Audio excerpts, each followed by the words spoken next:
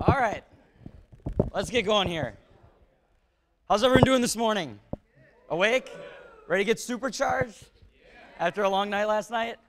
Okay, my name's Luke. For those of you who don't know me, I'm going to give you a little disclaimer. I like to talk really fast. Okay, so I apologize. I know not everyone, English is not their first language, so if I start going too fast or throwing stuff at me or something, I'll slow down. We got a lot that we're going to cover. I work for a company out of Milwaukee, Wisconsin called Panda, and I am a marketer. I'm actually not a Joomla person. So I've been using Joomla since 2008. I help out with the marketing and things like that, but I would consider myself a marketing person. And I specialize in inbound marketing, which is a niche style of marketing. We'll talk a little bit about it. And when I'm not at work, in my free time, I like to train Brazilian Jiu-Jitsu and Judo and all that stuff. All right, little housekeeping. We do have Twitter tags, so make sure that you use it. Obviously, I've been following it. Everyone's been using it really good, and I'd encourage it throughout the presentation to get involved on there. And what we're going to talk about today, we're going to talk about local SEO, why SEO is important. A lot of the recent Google updates, for those of you who follow it, it's been crazy the last couple months, along with mobile and social. And I am going to put the link on. It's up right now. You can download these slides on our website, but I'll put it on later in the presentation as well. So inbound marketing, what we're going to talk about SEO is just one piece of the puzzle, and I want you to keep that in mind while we're talking today. I meet with a lot of clients that say, oh, I want to increase my traffic, I want to boost my business on the internet, and they think that SEO is all that they can do. But you can see it's just one piece of the puzzle at the top of how to get visitors to your website, but then there's a whole process of converting them once they're on your website and nurturing them into sales. So keep that in mind while we're going through this today. This is just one piece of the puzzle. So let's first talk about why local SEO is important. Local SEO is important because a lot of people are looking for local information in terms of making a purchasing decision. There's 30% of the inquiries on Google have a local intent. So people are turning towards the internet to find information versus the yellow pages like they used to. Many of you probably know this. Also, 50% of the mobile searches are local. We're going to talk about mobile in a little bit. I know we had a lot of mobile discussion earlier and how important that is and how growing that is. And there's a statistic, 35% of Americans turn first to search when looking for local information or looking for more information about something near to them, versus about 3% turn to social media when they're looking for information. So why do we want to optimize for local? Well, you can see here on our listings, local rankings with Google plus local actually outranks outranks organic listings, which allows you as a local business owner to compete with the big brands, right? So when you look here, we have Menards, which in America is a real big organization, a real big company, and then you have all these mom and pop shops that are ranking above Menards. For their local searches. So it gives you a really good competitive advantage over local over bigger companies. So it helps level the playing field. It also is cheaper in general to rank locally versus on a national level. And also it allows you to target your niche customers. For you as a local business, I'm not concerned with people that live 50 miles away if I'm a restaurant. So it allows you to specifically market directly to that niche. Again, here's a heat map of Google in terms of the local listings. And with some statistics to go along with this, you can see by far the first local result that shows up by far gets the most traffic versus, look down here, we have the first organic result.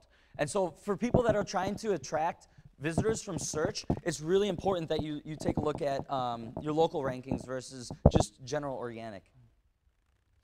So, we got out of slides here. Okay. Well, for those of you who are following Google and the changes that they've been doing to their algorithm, there has been a lot of change. And most of you hopefully are familiar with Panda. If you're not, make sure you do some research on that. That bomb got dropped in spring of 2011. Essentially, that was Google saying, okay, we don't want this crap websites anymore. We want good quality results for our users. recently, Penguin, which was another update that Google did, they give all their updates different code names, and Penguin update, which dropped on spring 2011, essentially targeted sites that were using manipulative ways to rank higher in the search. So people playing tricks on Google, and we'll go through some of this stuff later in the presentation, things like keyword stuffing, unnatural links in the copy, poor purchase links, keyword text bunches, so like keyword stuffing essentially in your text, and then also unnatural footer links. We're going to take a look at some of this stuff later on, but these are some really big changes that have completely shaped a totally different tone for the SEO community and ways that you need to change the way that you're ranking in SEO compared to previously. And since then, Google's been making it rain. They've been, every single month, they've been updating something. And so I'm not going to go through all of these, but there has been literally month to month been changes going on. And a great way, a lot of people are like, well, how can I stay on top of this? There's so much going on, and I got a million other things to do. This is an awesome resource. SEO Moz has a update that will show you anytime there's any changes on Google and what those changes were and links. And additionally, Mozcast is another new tool that SEO Moz released that's essentially kind of like a weather forecast for the changes that happen in the Google algorithm. So those are some really good resources to keep your eye on so that you're on top of what's changing in the world of search. Now let's take a look a little bit about the local search ranking factors. So probably this is in terms of what you need to focus on first and foremost. First, on-page optimization. And we're going to talk a little bit more about this later on. There's also a really good presentation coming up in the next set of sessions on on-page SEO for Joomla. And so I encourage you to take a look at that. Then things like local listings, or local search listings, things like Google Places, which actually is now, for those of you not familiar, has been updated to Google Plus Local recently. So Google Places is actually not around anymore. External SEO, search directories, social media, and mobile. All right, let's take a look at on-site SEO. And I'm not going to cover this in great detail because Brad's got a speech coming up in room 3 in the next session. So if you're really interested in learning a lot more about on-page SEO, that would be a good talk for you to go into. But just some basic checklists when it comes to targeting specifically local. So there's things called NAPs, and NAPs are name, address, and phone number. And essentially, that's a way for Google to have some identifying information for your business. And having that visible on your website, in addition to link to your Google Plus local account, and having microdata tied to that, which there's another microdata speech earlier I'll reference that has some good information on that. But having that information is a really big benefit for Google in identifying your business. Again, having a clear menu structure, making sure that you're not having duplicate links in your menu structure.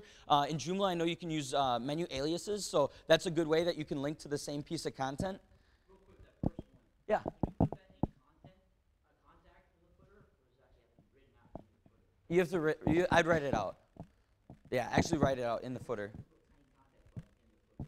Yeah, it's better if you have it actually written out as a reference on your site in the footer. Yeah, and then link that to Google Plus and use microdata tied around that.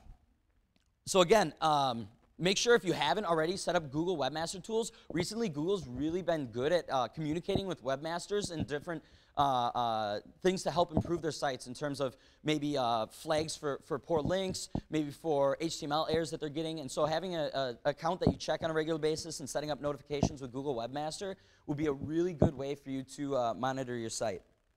Additionally, on your Contact Us page, having the Google Places or the Google Map embed on there will help also help with your local rankings with Google.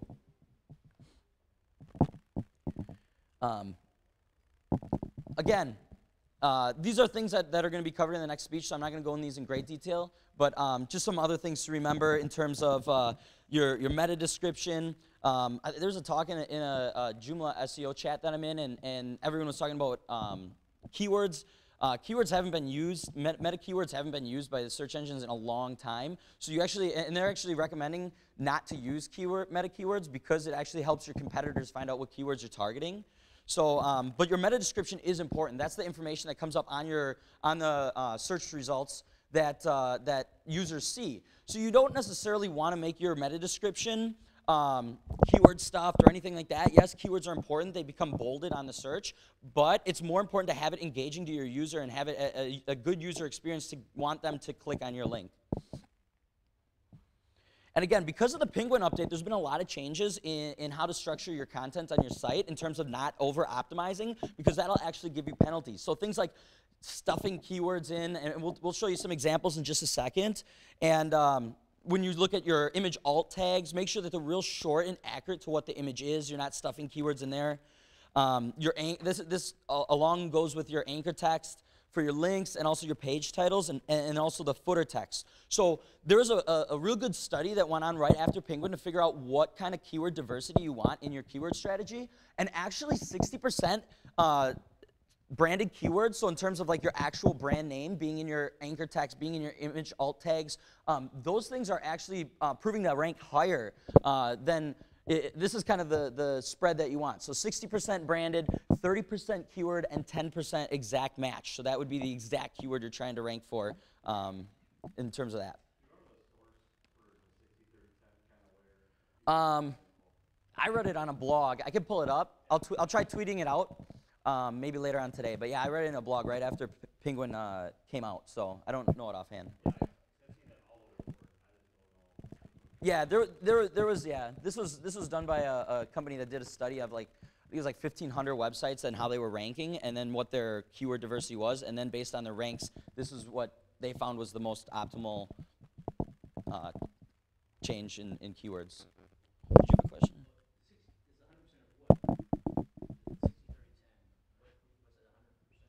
Well, so when I'm creating my image alt tags, I'm creating maybe I'm doing like links on other pages. This is when you're adding in those different tags. This is kind of the distribution of how you want to brand those tags. So 60% of those tags should have your brand name in them, whereas 30% should have something keyword specific to where it's linking or to what that image is of. And then 10% should be exactly what you want to try and rank for. Yeah. So 60% of your tags. And that's for title, alt, anchor, basically anything that you can mark up with that type of language. Okay, so this is just a real quick example. I mean, you can see from the top here, we have like Green Bay SEO, Green Bay SEO service, Green Bay search engine marketing firm, Green Bay SEO company. Like, that makes no sense for me as a user. I see that, and I don't know what to make of that. And then I'm not going to read this, but if you get a time to check out my slides, read this because it's hilarious. It makes no sense at all. And as a user, like, we're trying to provide a good user experience, and that's what Google's looking for, is for websites that provide that user experience. So to have jumbled texts that make absolutely no sense, even if they get people to their site, how are they going to convert those people if no one knows what they're trying to say? Again, here's just some examples of different keyword stuffing link strategies that this stuff used to work, right? And so that's why I got like a lot of SEO people got in this really bad habit of doing this. But with the Penguin update, a lot of these people are now getting penalized. Here's an example of footer text. It looks pretty good. It's got the different cities like South Carolina SEO, Tennessee SEO, things like that. It doesn't look too bad until you look at the code. And this is what Google sees, and they're like, this doesn't make sense. This is not beneficial to the user experience, and it's just trying to manipulate our system. So these are some of the things that are getting penalized now after Penguin. So kind of the key takeaway on this is just keep it user-friendly. Google wants good content and wants to provide the best content for those people that are searching for it. And so, again, don't lose sight in your goals. Your goals is to convert a visitor, right? Yes, you want them to come to your site and be found, but the whole point is if they find you and can't understand what your site's about and it's confusing to them, they're not going to end up converting, and it's a waste of a visit anyway. All right, blogging. Who here blogs? All right, congratulations. That's awesome. Whoever didn't have their hand up, it's an investment in your company you need to make. So what's cool with blogging? Well, blogging brings traffic to your site. And it goes into a whole strategy. Blogging is a whole separate topic on itself. There's a whole strategy in figuring out some type of content strategy that's going to work along with your local or in general, your SEO in terms of long-tail keyword strategy. But the thing is, it brings traffic to your site. So if all of a sudden I start indexing all this content, and the more pages Google sees getting indexed, the more likely they're going to search the rest of your site, and the better credibility you're going to have with Google. So having really great content that you can provide for your users via a blog is a great way to start making a good impression on Google and getting your stuff in general more indexed. Additionally, above and beyond SEO benefits, blogging allows you to establish your authority with your clients, right? With people or potential clients, people who are maybe looking for information, looking to see who they want to work with. And by educating those customers, it's a really great way to not only build your authority, but also build a brand personality and build a relationship with that person. Again, if you do a good job, and we'll talk about this a little bit in external SEO, if you do a good job of blogging, you can get a lot of links to your site organically just by producing really good content. And we'll talk about that in just a minute. And additionally, it's low cost. I mean, it's really just your time, right? And I know everyone's time's valuable, but this is a really great investment that you need to just say, I'm going to do it. I'm just going to set my schedule. I'm going to get at least 2 days a week of blogging in, and trust me, you'll see the benefits of it. It's hard when you first start, but it's well worth the investment in your business. Okay, sitemaps. So, sitemaps are essentially, for those, most of you are probably familiar with it. In the Joomla community, we use XMap for all our sitemaps.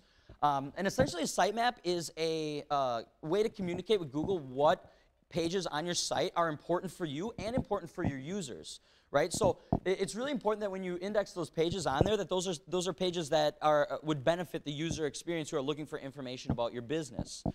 Make sure that you use Google Webmaster to check your errors on a regular basis, because I've had times where I've submitted sitemaps, and all of a sudden, like a week later, after I submitted, all these errors pop up, and I have to go back and clean those up, especially when you start getting into like multi-language or when you're submitting multi-sitemaps.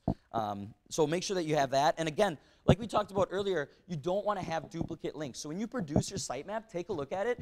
There should not be 2 of the same links on here, because what happens is Google gets confused. They don't know which link they should provide the credit towards.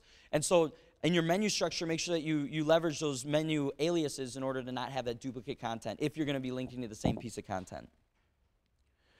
Video sitemaps. So recently, I think it was Pierre Farr in like June 2012 of Google, they started indexing video sitemaps. And so what that does is that allows you to show the videos that you have hosted on your website. Could be hosted, could be even embedded.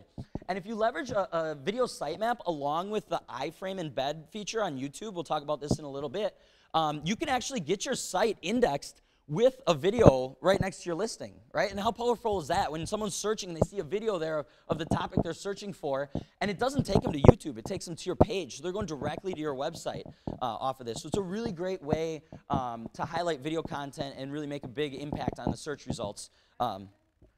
So we'll talk about it a little bit in YouTube, but you have to use there's 2 different types of embeds. There's the old school embed that they had, which was what's that? Oh, the sitemap part, there's tutorials if you search. I could probably tweet one out on how to do that. But essentially, there's a certain markup that you use for each video on the page, you know, the information about the video, and then that's something that you can submit into Google Webmaster. Yeah, there's tutorials on Google's Webmaster help on there. Oh, I was saying when you do this, you have to use, there's 2 different embed codes in YouTube, and you have to use the iframe version of the embed code. We'll talk about that in just a little bit, but it has to be an iframe.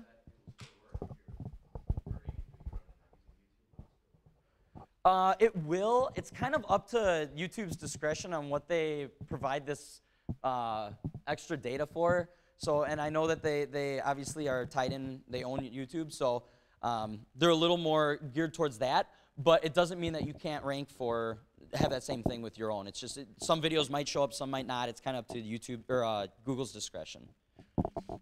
If you guys have questions on this specifically, you can ask me after, and I can tell you a little bit more about it.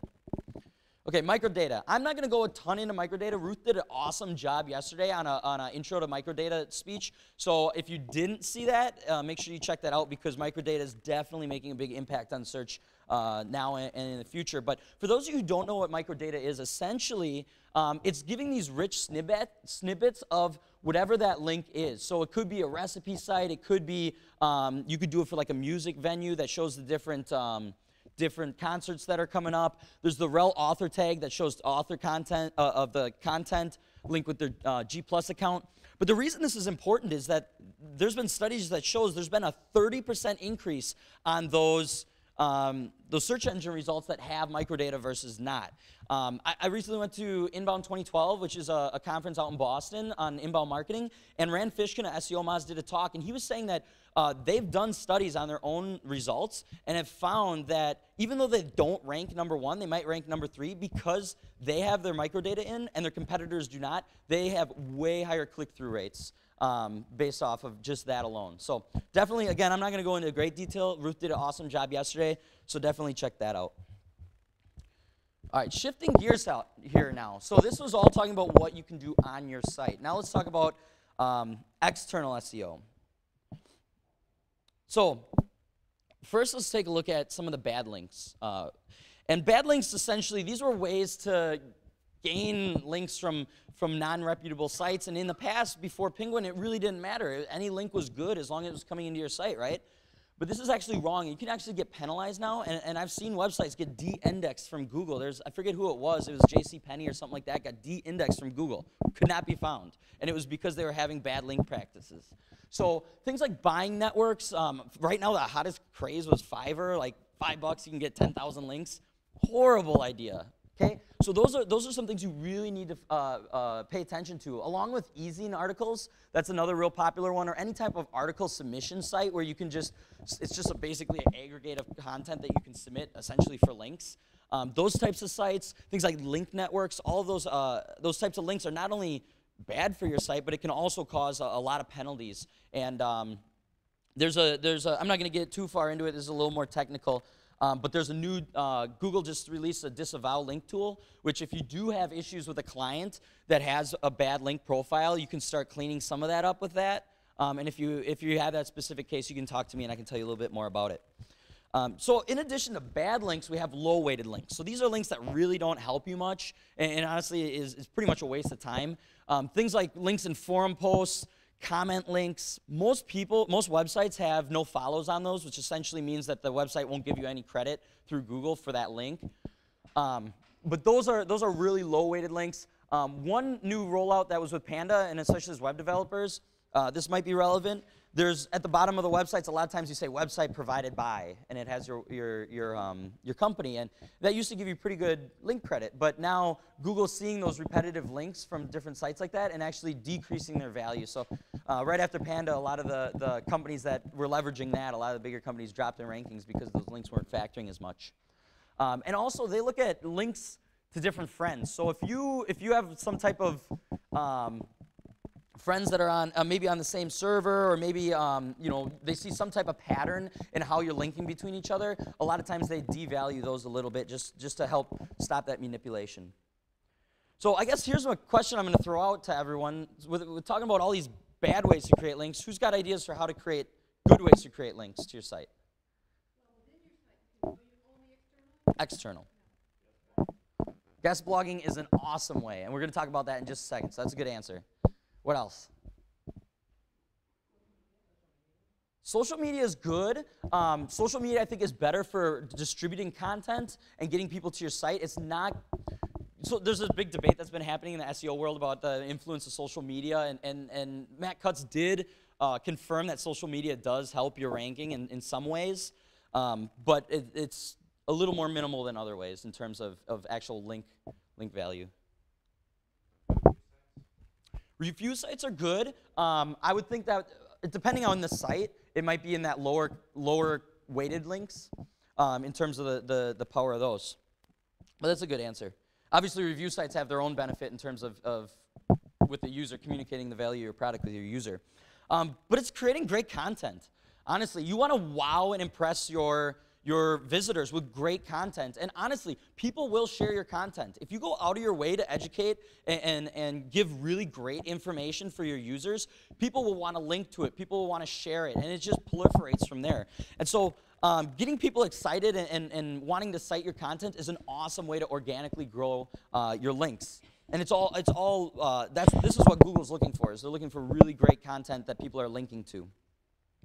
In addition, there's ways, we call it link bait, but ways that you can grow your organic links. And some really cool ways are having different resources on your website that people get excited about. So earlier, I already linked to SEO Maz's algorithm updates on Google. They get a ton of links from that. And it's just because they have a resource where they update the current changes in Google. I mean, you could really do this with Joomla. Like, what are the most current updates that happen in the latest version of Joomla? And having that resource there, people like linking to it. So it could be things like top lists. It could be free tools, like some type of SEO audit tool that you can plug in your site and it'll tell you, tell you what your site's score is. Having a resource library. Infographics, if you can get an infographic shared virally, that's an awesome way to generate a lot of links. Providing a public webinar, in-depth article, different widget embeds. The Mozcast that I explained earlier, they have a little widget you can embed into your website that shows the ranking changes and things like that, and they get a ton of links off of that. So just finding good ways to promote different good content will help build you. In addition to that, we talked guest blogging is an awesome way to get links back to your site. Things like doing interviews, press releases. There was a really good Whiteboard Friday from Rand on SEO Moz that was talking about how there's this big thing after Panda, you don't want to buy links, right? You never want to buy links. But he said you actually can buy links in ways like sponsorships. Sponsoring an event and getting that event to link to your website is a really great way to have a beneficial way to get links to your site. And with the local theme, the more local you can make this, the better. So for instance, we're from Milwaukee, and we have this online kind of entertainment site called On Milwaukee. If you can guest blog on there from a local site, or things like the Journal Sentinel's a local newspaper, if you can do some guest blogs on there, those are the more local you can get it, the more impact you're going to have on local search in terms of guest blogs and interviews and press releases. All right, shifting gears, Google plus local. So rest in peace, Google Places. Google doesn't really know what they're doing right now with what they want to do with business pages and maps and everything like that, and we'll talk about it in a second. It's like this crazy mix-up of not knowing exactly which direction they want to go. So they do have Google Local, okay, which is this. When you search on the maps, this comes up. It's got reviews. It's got your business logo. And then they recently just, or not recently, probably about 8 or 9 months ago, they have Google business pages. But these are different. These are within Google Plus. You have your business page with your wall that you can post on and things like that. But they don't communicate together. And I think we're going to see a lot of changes in how those are integrated together in the future. But just keep that in mind when you're targeting what you want to promote and how to promote it. That they are different right now. So why is Google Plus key? So as I showed earlier, people are looking at these local listings first. Like this is a example of a local search. And this takes up almost all of the search terms, or all of the search page, right up in front of your users. They also updated it now. Google bought Zagat, which is like a restaurant review site. So when you search for restaurants, it'll have now their score on there along with your reviews. So it's really important just in terms of getting in front of your customers to specifically target for Google Maps.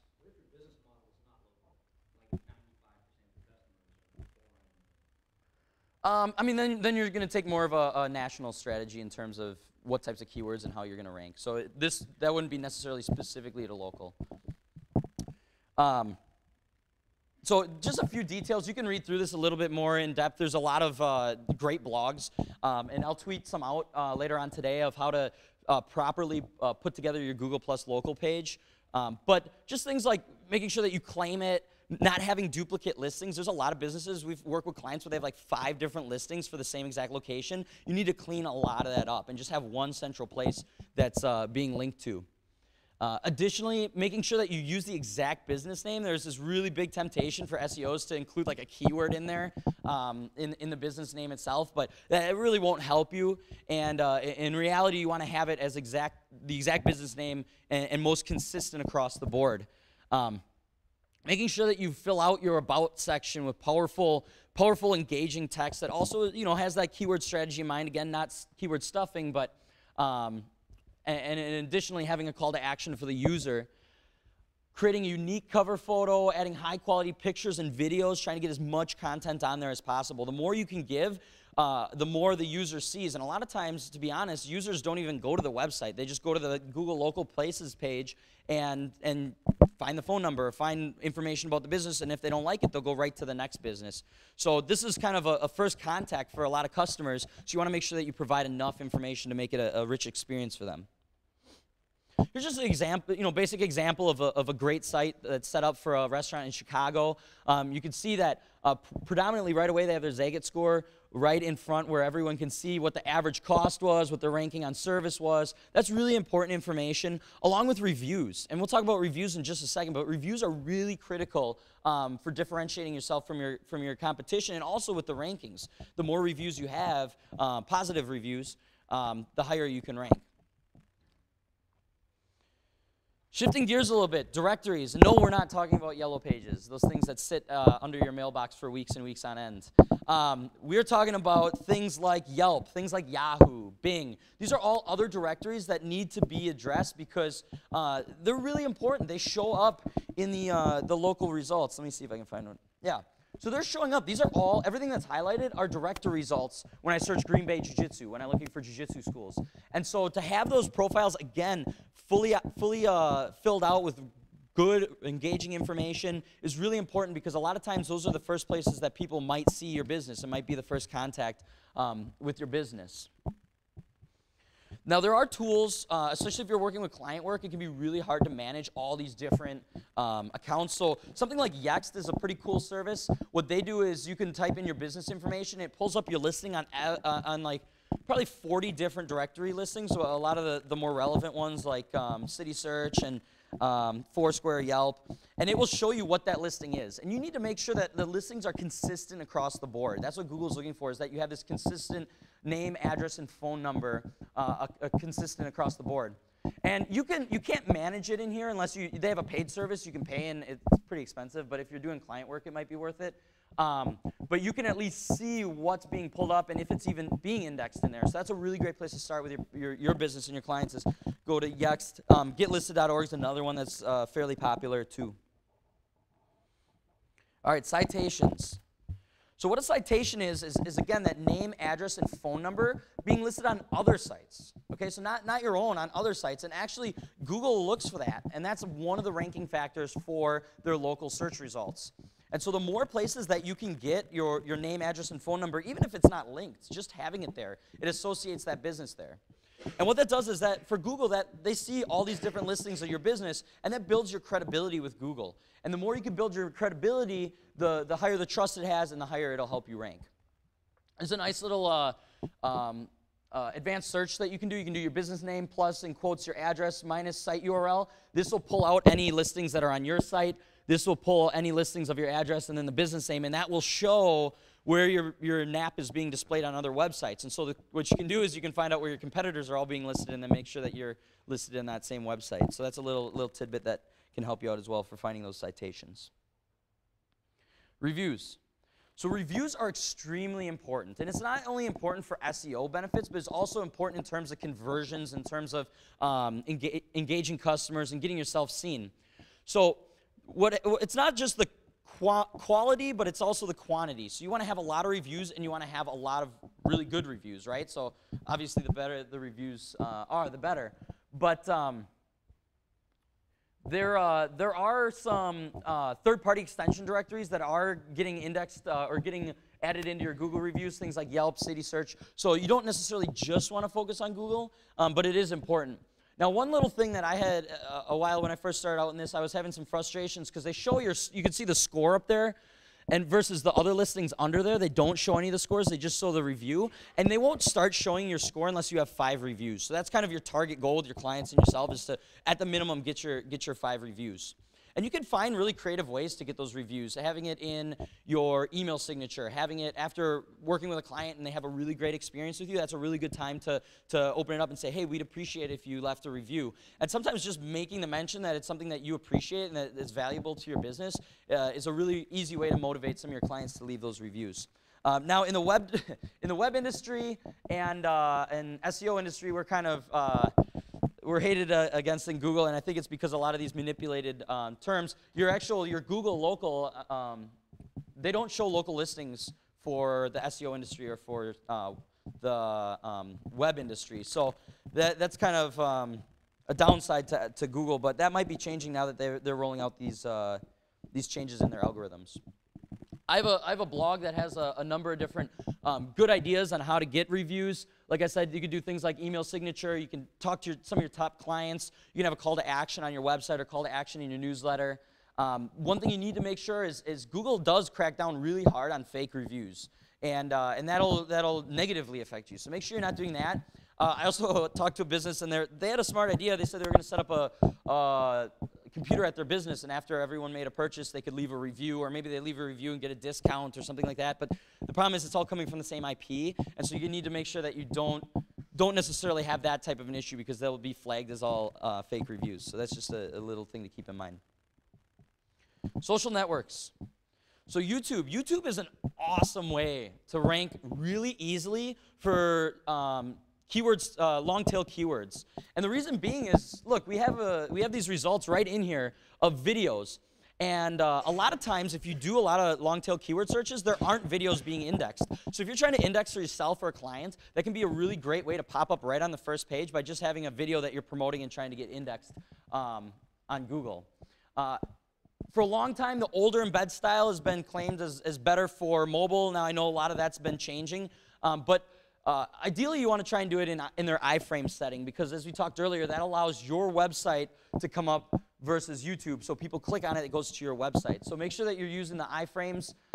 There's also another tool that Google recently launched that not a lot of people are using, that allows you to provide a specific file that is the captions for the video.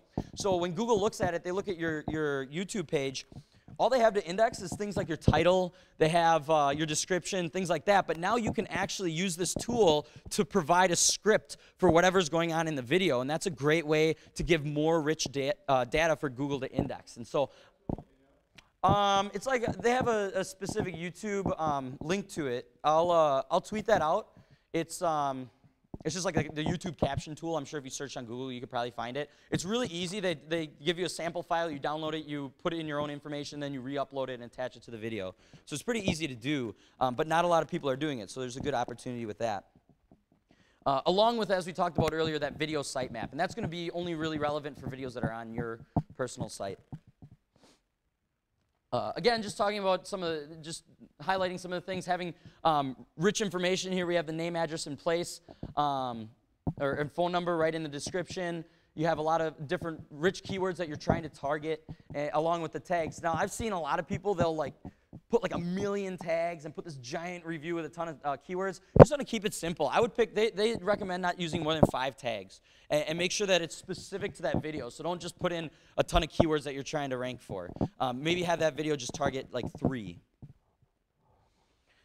Talking about pictures. So pictures is obviously with smartphones, that's becoming a new, really great way to share content. And Google has this really cool, it's not really used much, but it's called Panorama. And essentially that's what, there's a little feature on Google Maps that you can click, and it'll show pictures from around the city in those specific places. And so Panorama is a really cool way to start getting some good content indexed locally in terms of pictures for your specific business location. And so if you can set up whatever account you use for your Google Webmaster and you use for your analytics, create a Panorama account and start adding pictures, adding good rich content, because all that's getting indexed on the maps in Google Maps. I have a feeling this is probably going to get switched over to G+, but that doesn't change the strategy at all.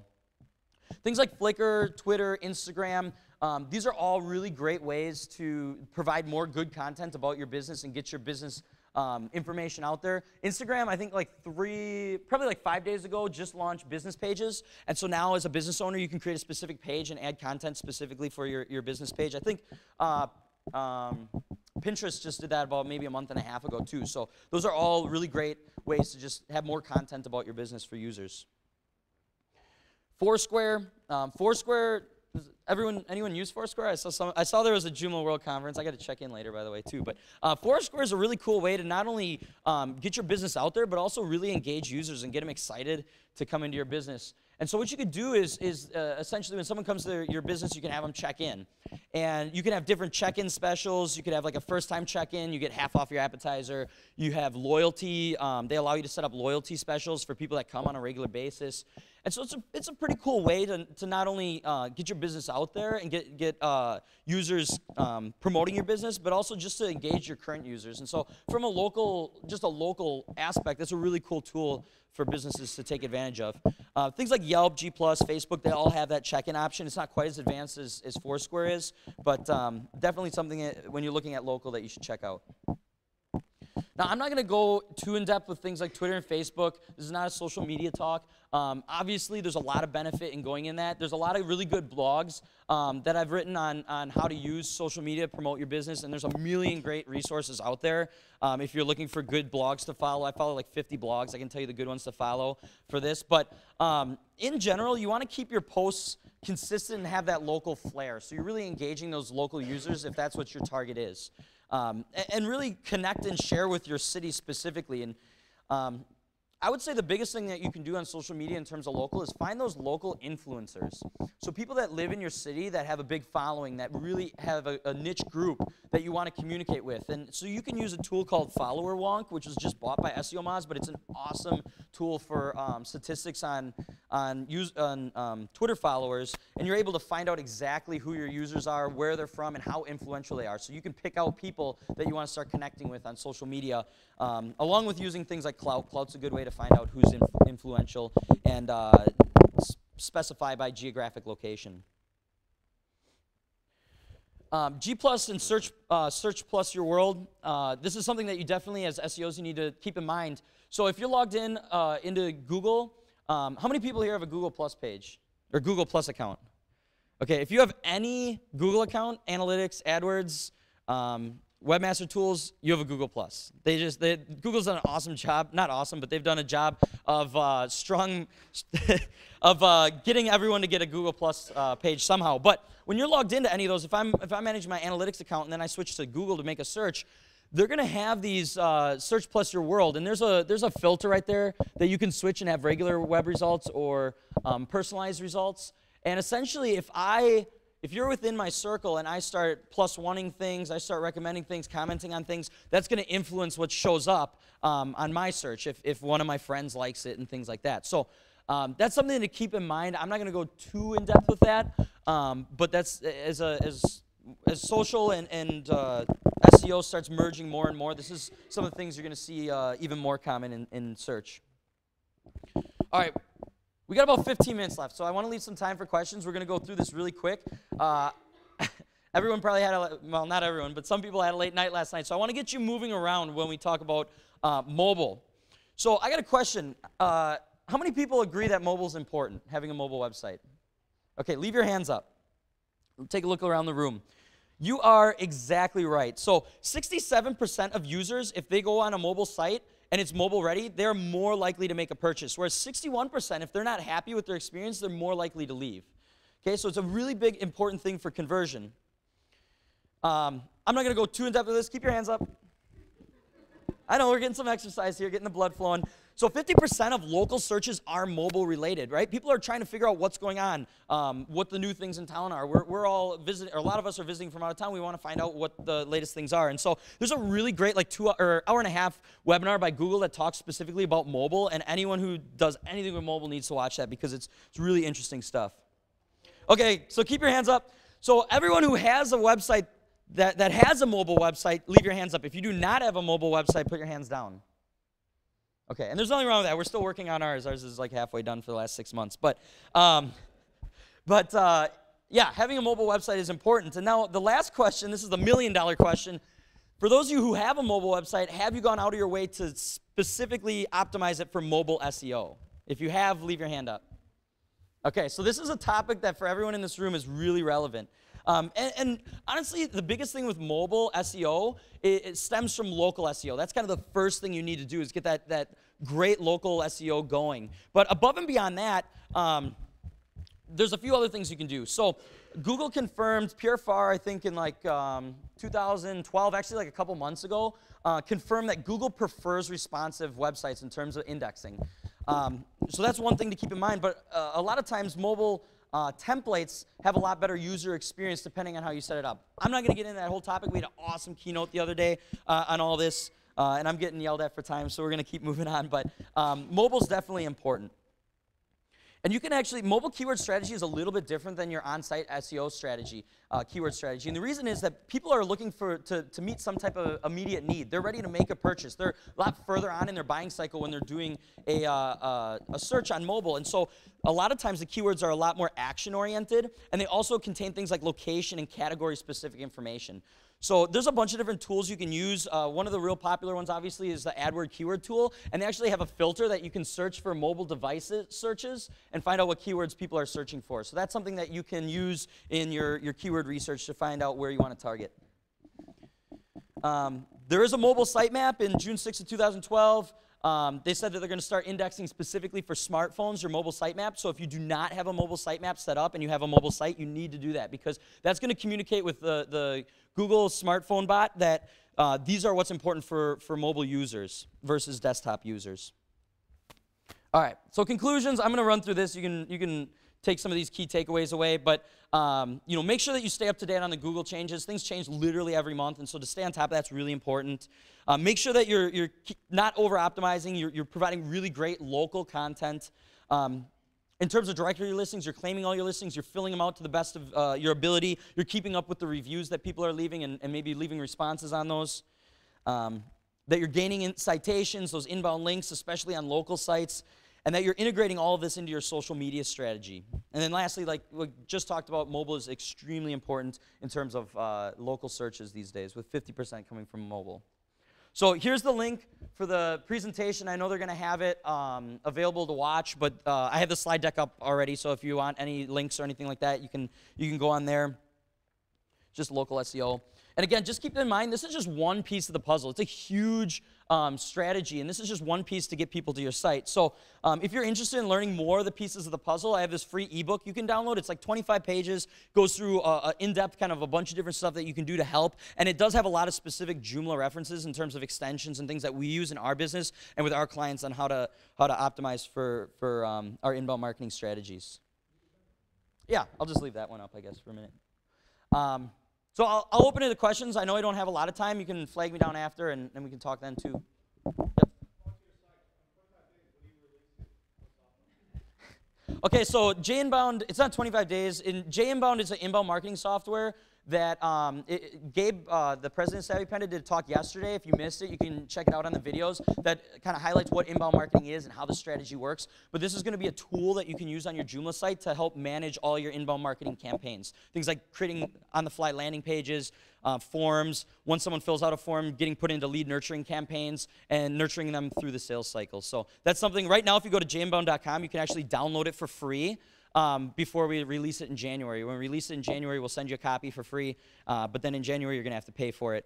And also, if you sign up today during the conference, you get entered to win an iPad that we're going to be giving away probably in the next couple hours. So if you haven't already, try and get that, and you can get the extension for free and get entered to win an iPad mini. It's just jinbound.com. So there's a little thing to put it in, and yeah.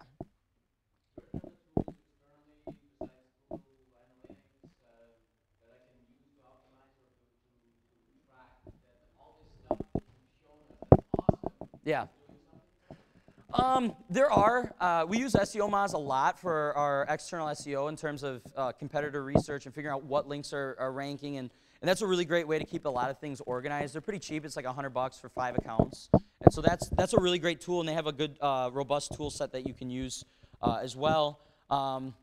There's a lot of other things that you can use for optimization in terms of like landing pages and things like that, but Us personally, we use HubSpot, and that gives us a lot of tracking information in terms of those things. So that would be a tool, but that's a kind of separate tool from Joomla and from other things. Other questions? What if Google mislocates your business? You're on the outskirts of the town. They go essentially to the local part of town, or they keep the keyword search for Santa Cruz and Santa Cruz counts. Everyone does whatever it is, Santa Cruz. But you're in the town of Capitola in SoCal, which may be 400 feet away. Google will never show you in local searches. How do you get that through?